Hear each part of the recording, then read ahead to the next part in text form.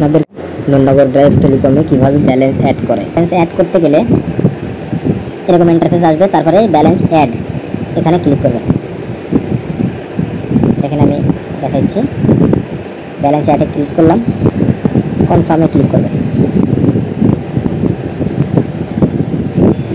এরকম একটা পেজ আসবে, আসার পর আপনারা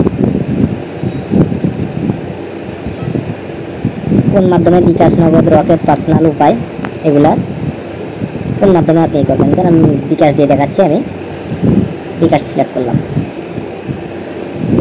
তারপরে এখানে অ্যামাউন্ট দিবেন, এখানে কত টাকা আপনি ব্যালেন্সে অ্যাড করবেন এটা দিবেন। আমি 50 টাকা দিয়ে দেখাচ্ছি। এরকম একটা পেজ ওপেন হবে। তারপরে আপনারা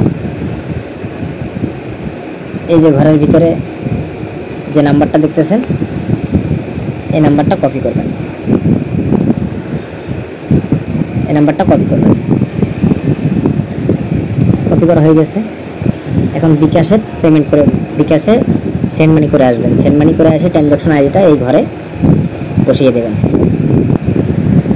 এই যে উপরের ফাঁকা ঘরে বসিয়ে দেবেন, দিয়ে ভেরিফাইতে ক্লিক করবেন।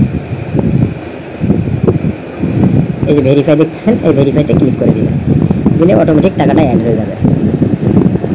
ইনশাল্লাহ বুঝাতে পেরেছি, এটাই।